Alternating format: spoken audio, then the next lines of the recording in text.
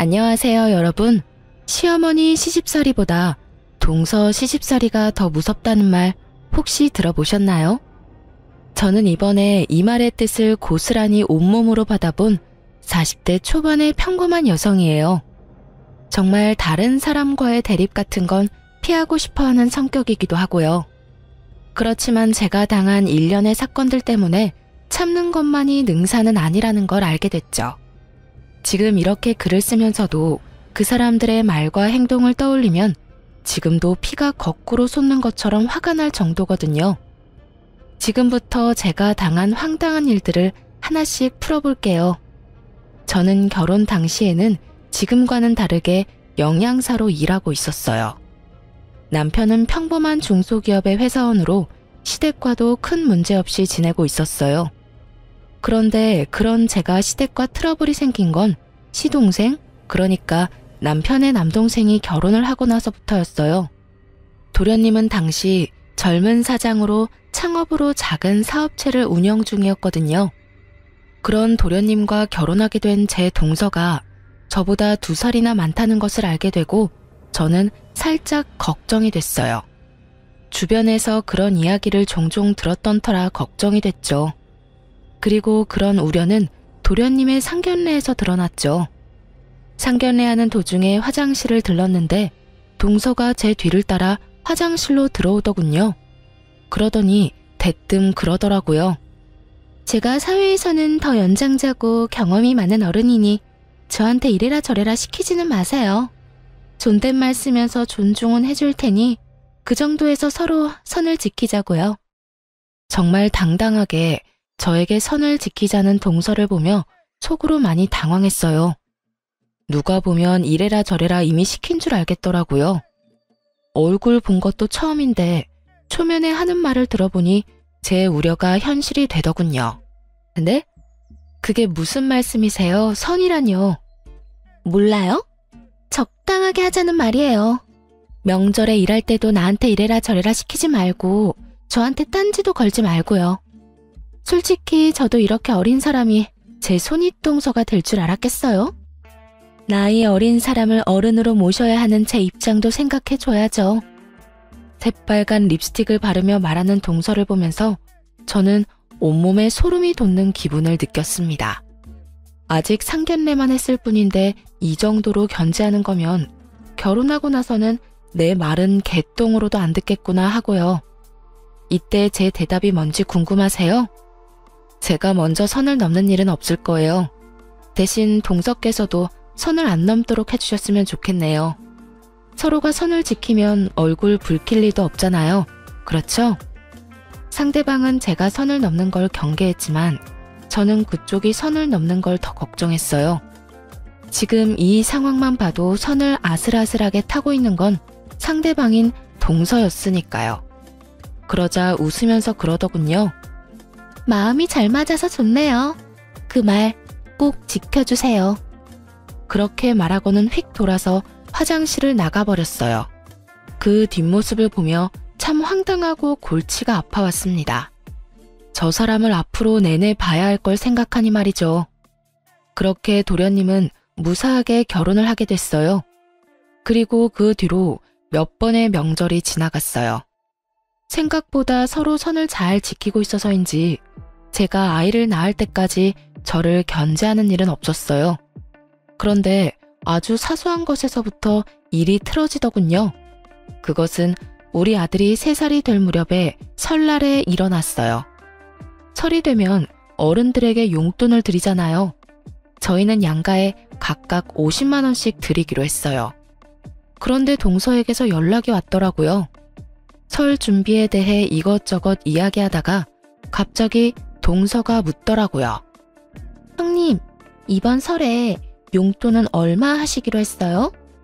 저희는 50만 원 드리려고 해요.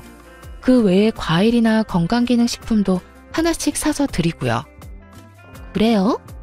그럼 저희도 50만 원 해야겠네요. 설날에 봐요.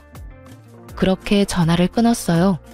그런데 설 연휴에 시댁에 갔는데 어처구니 없는 일이 벌어졌어요. 시모가 제게만 일을 계속 시키더라고요. 동서가 늦어서 없으면 또 모르겠는데 있는데도 시모와 수다나 떨면서 일은 저한테만 다 시키더군요. 아무리 제가 둥글게 살고 싶은 사람이라도 이렇게 대놓고 차별하면 기분이 안 나쁠 수가 없잖아요. 그래서 제가 동서에게 말했어요. 동서, 여기 와서 제사 음식 만드는 거 좀 도와줄래요? 어머님이랑 대화하면서 쉬는 게 좋은 건 알겠는데 혼자 하면 아무래도 저녁까지 준비를 다 못 끝낼 것 같거든요. 최대한 돌려 말했어요. 명절이고 어른들 있는 데서 큰 소리 나면 안 된다는 생각에 말이죠. 그런데 동서는 제 이야기를 듣고도 태연히 가만히 있더라고요. 대신 움직인 건 시모였어요. 아무리 아랫동서래도 너보다 나이도 많은 사람한테 이래라 저래라 하는 건 너무한 거 아니니? 시모의 말에 저는 할 말을 잃었어요. 여기서 왜 시모가 나서는지 이해가 안 됐거든요. 네? 당연히. 너 설마 네가 먼저 이 집안에 들어왔다고 새로 들어온 동서한테 텃세 부리는 거야? 우리 집에서는 그런 텃세 용납 못한다. 시어머니를 앞에 두고 당당하게 이래라 저래라 일을 시켜? 어머님, 그게 아니라 동서는 오늘 와서 아무것도 한 게 없잖아요. 제가 지금 일을 다 하고 있는데. 그래서 네가 일 많이 하고 있다고 화내는 거야? 웃기지도 않아. 너는 그게 문제야. 네 동서가 명절이라고 돈을 100만 원 줬다. 이렇게나 시댁을 위하는 동서를 부려먹으려고 하는 거야? 네가 생각해봐라. 돈을 많이 준 사람이 움직여야 되겠니? 돈을 적게 준 사람이 움직여야 되겠니? 결국은 돈 때문이었어요. 시모가 동서 대신 나서서 제게 타박을 준 이유요. 그런데 그것도 정말 열이 받는 이유가 저는 아직 용돈을 드리지도 않았거든요. 시모도 저희 부부가 명절 때마다 50만 원 준 걸 알고 있을 테고 이번에도 50만 원만 준비한 걸 알았던 거예요. 그 와중에 동서가 100만 원을 가져왔으니 눈이 혹했겠죠.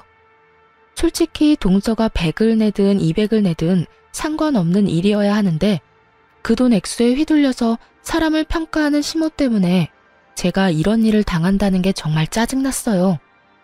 어머님, 설마 돈 때문에 동서를 감싸고 도시는 거예요? 그것도 중요하지 않니? 너도 머리라는 게 있으면 생각을 좀 해봐. 동서가 그만큼 돈을 많이 냈다는 걸 알면 시어머니 말에 토를 달 게 아니라 네가 더 열심히 일을 해야지. 돈만 많이 내면 일 안 해도 된다는 말이세요? 누가 그렇게 말했어? 내 말은 돈도 많이 냈고 나이도 많으니 네가 동서에게 뭐든 시킬 입장이 아니다 라는 말이지. 말이 되지 않는 말을 참 말처럼 포장해서 말하더군요. 열받았지만 꾹 참았어요. 왜 참았는지 아세요? 다음번 명절부터는 시댁에 오지 않을 작정이었거든요. 그렇게 마음을 먹어버렸어요. 남편이 뭐라 하던 내가 하고 싶은 대로 하겠다는 생각으로 꾹 참고 제사상과 밥상을 차렸어요. 여전히 동서는 아무것도 안 하고 시모와 둘이서 하하호호하며 즐거운 시간을 보내고 있더군요. 그렇게 저녁 시간에 밥을 먹는데 시모의 행동에 저는 또 열이 슬슬 올라오는 것을 느꼈어요. 밥을 먹는데 시모가 제 앞에는 나물 반찬만 놔두더니 동서와 도련님 앞에는 고기 반찬을 놔두더군요. 그러면서 하는 말이 더 웃겼어요. 둘째 며느리 고생했다. 네 덕분에 이리 풍족한 명절을 보내는구나. 많이 먹거라. 이게 다 네가 우리 집에 들어온 덕이야. 어머님, 무슨 그런 말씀을 하세요. 어머님이 계신 덕분에 잘 되는 거죠. 그러니 제가 드린 용돈으로 맛있는 것도 사드시고 좋은 곳에 놀러도 다니세요. 간드러지는 동서의 목소리에 행복해하는 시모를 보니 배알이 뒤틀리더군요. 음식 차별하는 게 제일 기분 더럽다더니 그 말이 딱 맞더라고요. 제가 좋아하는 음식을 못 먹게 해서가 아니라 제가 직접 만든 음식조차 못 먹게 하는 걸 보니 열받아 결국 확 질러버렸어요. 저는 동서 앞에 놓인 산적을 들어서 저와 남편 앞에 가져왔어요. 그러자 시모가 눈을 동그랗게 뜨고 저를 쳐다보며 말하더군요. 예, 그걸 왜 그쪽으로 가져가? 제가 만들었는데 맛도 못 보나요? 그리고 고생은 제가 다 했는데 포상은 다른 사람이 받는 것 같아서 제 몫은 제가 챙기기로 했어요. 그러면서 보란듯이 밥을 와구와구 흡입하기 시작했죠. 너 무슨 애가 교양이 없어? 이런 식으로 마구잡이로 가져가면 어떡하니? 네가 한 게 뭐가 있다고? 제가 한 게 뭐가 없는데요? 아니, 그럼 여기 와서 부엌에 발 한 번 안 디디고 열심히 이빨이나 까던 동서는 뭘 한 게 있어서 고기 반찬 넙죽넙죽 갖다 바쳐요? 야, 동서 없었으면 그 고기들이 여기 있었겠어? 네가 맛이라도 본 건 다 동서 탓이야. 알아들어? 그 고기도 요리해줄 사람 없으면 다 썩어 빠지는 거 모르세요? 땀 흘려가며 몇 시간 동안 고생한 사람은 뒷전이고 그저 돈만 많이 낸 동서만 아끼시는 거 보니까 다음부터는 저도 돈 낼 테니까 사서 먹는 게 제일 낫겠네요. 오래 적어도 형님이라고 어디서 못된 맏며느리 행세야? 네가 맏며느리라도 맏며느리 같은 일을 했어야 칭찬을 하든 말든 할 거 아니야? 할 수 있는 거라고는 요리하는 것밖에 없는 주제에 어디서 말대꾸야? 그러니까 요리는 전문가한테 맡기세요. 저 하나한테 다 시켜먹지 마시고요. 열받은 저는 그 자리에서 일어나 바로 부엌으로 갔어요. 다들 제가 화나서 감정을 식히러 간 거라고 생각한 듯 하더군요. 저는 전혀 그럴 생각은 없었어요. 화는 이미 나 있었고 열받아서 제가 만든 음식 앞에 소금통을 들고 섰어요. 그리고 음식들 위로 소금을 완전 쏟아부어 버렸죠. 그리고 그 다음에는 설탕도 열심히 쏟아부었어요. 열심히 제사 준비했는데 돌아온 게 이런 멸시라니. 해놓고 인정도 못 받을 거 왜 했나 싶었어요. 그래서 제가 한 음식 싹 다 망쳐버렸죠. 그리고 나와서 남편에게 말했어요. 어머님 용돈으로 드릴 돈 어디 있어? 여기. 남편이 돈이 든 봉투를 제게 줬어요. 저는 그걸 챙겨서 제 가방에 넣고 시댁 현관으로 갔어요. 시모가 그것을 보고 있다가 부랴부랴 따라 나오더라고요. 얘, 너 그 돈 우리한테 주려고 한 돈 아니냐? 그걸 왜 네가 갖고 가? 혼자서 일하고 밥도 제대로 못 먹었는데 제가 왜 어머님한테 용돈을 드려요? 맘 같아선 일당이라도 달라고 말씀드리고 싶지만 그럴 수 없으니 저희가 어머님한테 드리려던 돈 일당으로 생각하고 제가 가져갈게요. 어차피 동서에게 100만 원 받아서 저희가 주는 돈은 필요도 없으시잖아요. 예, 너 아까 내가 그런 말 했다고 지금 시어머니를 핍박하는 거니? 세상 말세다 말세야. 어디 며느리가 시어머니한테 이딴 짓을 해? 요즘 세상에 바보로 사람 차별하는 시어머니가 계실 줄 저도 상상 못했네요. 그리고 핍박은 제가 당했지 어머님이 당하신 건 아니죠. 앞으로는 동서랑 두 분이서 열심히 제사 준비하세요. 하하호호 즐겁게 담소 나누시면서 하시면 저 같은 며느리보다 더 잘하시겠죠. 그리고 이런 취급받으면서 매번 명절에 방문할 정도로 제가 비정상인 사람은 아니거든요. 정상인이라면 대놓고 용돈으로 차별하는 곳에 오고 싶은 마음 없을 테니까요. 그럼 안녕히 계세요. 그렇게 제 할 말만 하고 나가버렸는데 남편이 저를 뒤쫓아 나오더군요. 여보, 대체 왜 이렇게 화를 내? 우리 집에서 왜 이런 짓을 벌이냐고. 이런 짓? 당신은 내가 무슨 취급당했는지 옆에서 뻔히 보고도 그런 말을 해? 내가 무슨 짓을 했는데? 당신이 말해봐. 내가 무슨 짓을 했는데? 당신이 우리 엄마랑 재수 씨한테 일방적으로 화를 냈잖아. 당신이 본 게 그게 다야? 그럼 그 밥상 위에 올라온 요리가 내가 다 만든 거라는 건 몰랐어? 알지, 알아. 그래도 좀만 참으면 되는 걸 왜 그렇게 화를 내는 건데? 손가락 하나 까딱하지 않고 쉬던 사람들이야. 나 혼자 제사 준비에 식사 준비 다 했다고. 그런데 뻔히 내가 좋아하는 반찬 알면서 그걸 동서 앞에 놔주시는 거 못 봤냐고. 한 번은 참았어. 그런데 이건 너무 빈정상하잖아. 음식으로 어떻게 차별을 해? 이게 맞는 거야? 화를 안 낼 일이냐고. 그럼 당신이 돈을 좀 더 잘 벌지 그랬어. 뭐? 그걸 말이라고 해? 내 말이 틀려. 돈도 못 벌면 일이라도 해야지. 솔직히 동생네가 돈 더 많이 한 것도 사실이고 그러면 당신이 좀 양보해줘야 하는 거 아니야? 우리는 돈 안 내? 그리고 집마다 다 사정이 다른데 어떻게 남들 하는 만큼 다 내고 살아? 그리고 돈을 더 벌라니 나 박봉이라고 지금 무시하는 거야? 무시하는 게 아니라 그게 사실이잖아. 당신이 돈만 좀 더 잘 벌었어 봐. 그러면 우리도 부모님 댁에서 이렇게까지 수모 당할 일도 없었겠지. 당신도 진짜 돈 때문에 내가 이런 취급당하는 게 당연하다고 생각하는 거야? 당신도 단단히 미쳤네. 됐어. 나 이제 시댁에 안 와. 당신이나 오던가 마음대로 해. 남편의 말에 배신감을 크게 느꼈어요. 저라고 하고 싶은 말이 없었겠어요? 도련님네 사업하며 동서는 일도 안 하며 편하게 도련님 돈 쓰면서 생색은 다 내고 다녔거든요. 남편에게 너는 왜 그만큼 못 버냐고 말하고 싶었지만 남편 생각해서 참았던 거예요. 솔직히 이날 제가 느낀 감정은 이 집에 내 편은 아무도 없구나였어요. 결국 남편과도 싸운 저는 바로 친정으로 향했어요. 그런데 그날 저녁에 동서가 전화를 했더군요.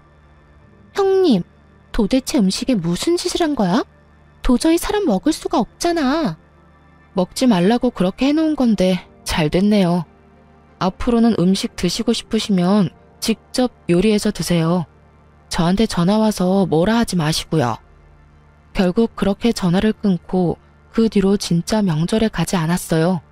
남편이 저를 박봉의 쓸모없는 여자로 생각한다는 걸 알았을 때 이혼을 고려했지만 그때는 이미 뱃속에 둘째가 들어있더군요.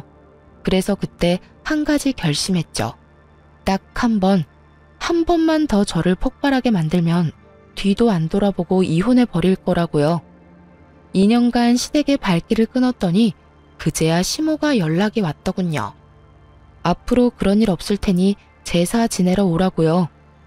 무슨 조상님들 벨났지 어쩌고 말은 거창하게 하는데 딱 봐도 동서의 요리 솜씨가 별로였던 모양이었어요. 시부모가 생각보다 입맛이 까다롭거든요.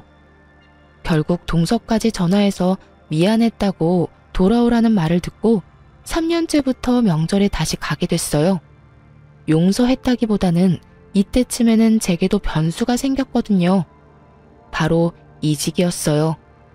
저는 결혼 전부터 영양사로 일을 했는데 돈을 많이 벌지는 않지만 시간은 그래도 규칙적인 편이었어요. 그런데 남편이 박봉인의 어쩌네 하는 말을 들으니 자존심도 상하고 화도 나더라고요. 그 와중에 어머니에게서 연락이 온 거였어요. 친정 부모님은 두 분이서 음식점을 운영하고 계셨거든요. 워낙 잘 되는 음식점이라 사람들도 많고 단골도 많은 곳이에요. 그런데 아버지가 손을 다쳐서 요리를 더 이상 못할 상황이 됐어요. 낫는 데까지는 시간이 한참 걸리고 그 사이에 괜찮은 사람 찾는 것도 힘들고 그래서 어머니가 저한테 전화를 하셨더라고요. 혹시 이쪽에서 일해볼 생각 없냐고 말이죠. 처음에는 애들 생각해서 시간이 좋은 영양사로 남을까 싶었는데 괜히 오기가 생기더라고요. 애들을 시댁에 맡기는 한이 있더라도 돈을 좀 많이 벌어봐야겠다는 생각이요. 어머니가 수익은 벌어들인 수입에 따라 나눈다고 하셨던 게 사실 가장 큰 이직 이유였어요. 워낙 잘 되던 가게인데다가 가족 병영으로 소규모로 하다 보니 인당 돌아오는 수익이 꽤 높았거든요. 그래서 결국은 영양사를 그만두고 본격적으로 부모님 가게 일을 같이 하기로 했어요. 그렇게 이직을 하고 2달 정도 일하는데 확실히 예전보다 훨씬 더 잘 벌게 됐어요. 힘은 예전보다 더 들었지만 쌓이는 통장 잔고를 보니 기분이 좋았거든요. 그리고 돈을 점점 더 많이 벌면 벌수록 남편도 더 좋아했어요. 그렇게 일한 지 3년쯤 지났을 때였어요. 시부모에게 연락이 왔어요. 잠깐 시댁으로 오라는 연락이었죠. 일하느라 바쁜 와중에 시간 내기 힘들어서 주말에 간다고 했는데 평소 같으면 그냥 오라면 올 것이지 무슨 주말이냐 하고 토를 달 법한 양반들이 무슨 일인지 너 좋을 대로 오라고 하시더군요. 이상한 생각이 들었지만 뭔가 중요한 일인가 싶어서 저도 일을 마치자마자 시댁으로 얼른 달려갔어요. 갔더니 시부모만 있는 게 아니었고 도련님과 동서, 남편까지 있더라고요. 도련님네도 와 계셨네요? 무슨 일로 부르셨어요? 내 긴 말 안 하마. 네 시동생 얼마 전에 같이 일하던 동업자한테 사기당했어. 그놈이 아들이 벌어놓은 사업자금을 몽땅 다 들고 날랐다지 뭐니? 그래서 지금 파산 직전까지 왔어. 내 첫째한테 들어보니 네 가게가 그렇게 장사가 잘 된다며? 네가 우리 둘째 아들 거기서 일하도록 해줄 수 없겠니? 가족 좋다는 게 뭐니? 이럴 때 돕고 사는 거지. 안 그러냐? 자기 편할 때만 가족이라고 말하는 시모를 보니 정말 안이 꽂고 열받았지만 참았어요. 그런데 그때 도련님이 제게 말하더군요. 형수, 제발 저 좀 살려줘요. 형한테 들어보니까 월급도 엄청 많이 번다는데 우리가 들어가서 일하면 도움도 되고 우리도 급한 불은 끌 수 있고 솔직히 지금 파산 직전이에요. 도련님, 제 밑에서 일하실 수 있겠어요? 솔직히 여태껏 식당에서 일해본 적 없는 사람을 쓰는 것도 저희 쪽에는 큰 위험이고. 제 말이 끝나기도 전에 동서가 불쑥 저희 말하는 사이에 끼어들었어요. 누가 형님 밑에서 일한대요? 그냥 일만 가르쳐주고 2호점 열 수 있도록 금전적인 지원만 해달라는 이야기예요. 솔직히 형님네가 저희 남편 아랫사람으로 취급하는 것도 싫고 그냥 돈 빌려주고 레시피만 알려주면 끝 아닌가요? 이 말은 그거였죠. 네 밑에서 일하기 싫으니 너는 레시피랑 돈만 지원해주고 꺼져라. 그 이야기를 듣는데 아직도 정신 못 차렸구나 싶었어요. 사업이 망해서 지금 돈 빌리러 온 인간들이 이렇게 콧대를 세우고 기고만장한 꼴을 봐야 한다니. 결국 열받은 저는 더 생각하지도 않고 거절했어요. 일하기 싫으면 2호점도 없어요. 본점에서 일도 한번 해보지 못한 사람이 어떻게 2호점을 열어요? 저희 가게는 2호점 열 생각도 없고요. 일도 배우기 싫고 2호점을 열고 싶고 그런 마음이라면 저희 친정 부모님께 바로 찾아가시는 게 좋겠네요. 근데 이 상황 좀 웃기지 않아요? 물에 빠진 사람 구해주겠다니 보따리도 찾아내라는 거잖아요. 물속에서 건져만 주면 됐지 뭐가 그렇게 원하는 게 많은지. 아직 덜 급한 것 같으니 저는 이만 가볼게요. 제가 자리에서 일어나는 신용을 하자 시모가 저를 붙잡았어요. 넌 애가 왜 이렇게 인정이 없어? 얘네 불쌍한 거 안 보이니? 네가 도와주면 좋잖아. 돈 벌면 어차피 다 갚는다는데 왜 그렇게 예민하게 굴어? 예민한 게 아니라 상식적인 거죠. 일 안 배우면 2호점도 없어요. 그렇게 알고 계세요. 결국 그 뒤에 도련님이 찾아와 저희 가게에서 일을 한 달간 배웠어요. 그리고 무슨 돈이 있었던 건지 2호점을 만들었더라고요. 그렇게 번갯불에 콩 볶아 먹듯 일을 배워서 바로 2호점을 차려 나갔어요. 제 눈앞에서 사고만 치던 시동생이 나가서 저도 속은 편했는데 2호점에서 내내 사고만 치더군요. 사업을 했다고 해서 장사에는 소질이 있겠거니 했는데 아무래도 음식점이다 보니 위생 관련해서 문제가 계속 터졌어요. 그래서 그거 수습하려고 매번 제가 시동생 가게에 들렀어야 했고요. 그런데 더 웃긴 건 이 와중에도 시부모의 둘째 아들에 대한 사랑은 아주 지고지순하더군요. 도련님네가 새로 가게를 오픈해서 나가고 얼마 안 지나서 시댁 친척 중에 칠순잔치가 있어서 참석하게 됐어요. 제가 화장실에 갔다가 사람이 너무 많아서 그냥 돌아오는데 친척들 이야기하는 게 들리더라고요. 아유, 그 집은 좋겠어요. 그런 복덩어리 같은 며느리가 들어와서 돈도 많이 벌고 얼마 전에 사기당한 둘째도 거둬줬다면서 며느리 참 잘 들였다니까. 고모님이 제 칭찬을 하고 계셨어요. 감사한 마음에 웃음을 띠며 시모 뒤로 가 얼른 고맙다고 말하려는데 시모가 제가 있는지도 모르고 이야기하더군요.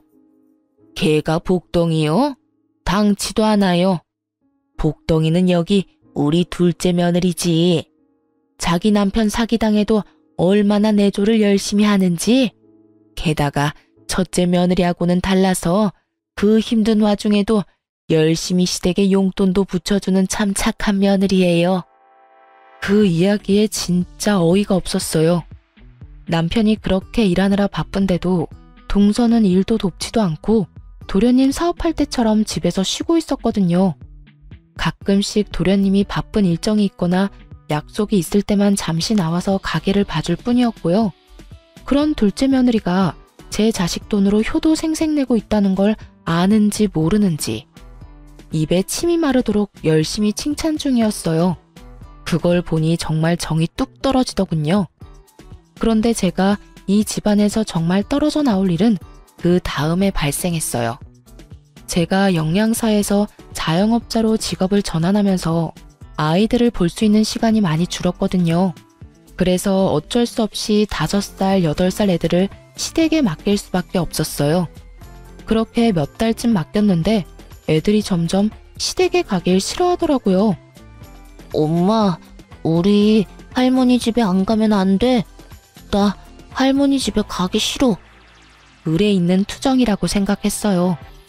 엄마랑 붙어있고 싶은 마음에 저러는구나 하고 눈물이 핑 돌 것 같았단 말이죠. 그런데 이 상황에서 뜬금없는 말을 첫째가 하더군요. 할머니랑 숙모는 지원이만 예뻐하고 우리는 매번 혼낸단 말이야. 그게 무슨 소리야? 너희를 왜 혼내신단 말이니? 지원이는 동선의 아들이었어요. 이때는 동서가 자기 아들도 시댁에 맡겨놨나 보다 하는 생각만 들었어요. 그런데 그 다음 아들의 말에 혈압이 확 오르더군요. 할머니가 지원이한테만 맛있는 거 주고 우리는 맛있는 거 먹지도 말래. 그리고 지원이가 우리가 가져간 장난감 뺏어갔는데 숙모가 우리한테 소리 지르고 못됐다고 막 뭐라고 했단 말이야. 우리 할머니 댁에 안 가면 안 돼? 나는 진짜로 가기 싫단 말이야. 그 이야기를 듣는데 인내심이 뚝 끊어지더군요. 먹는 걸로 장난치던 그 버릇이 이번에는 우리 애들에게 나왔나 보더라고요.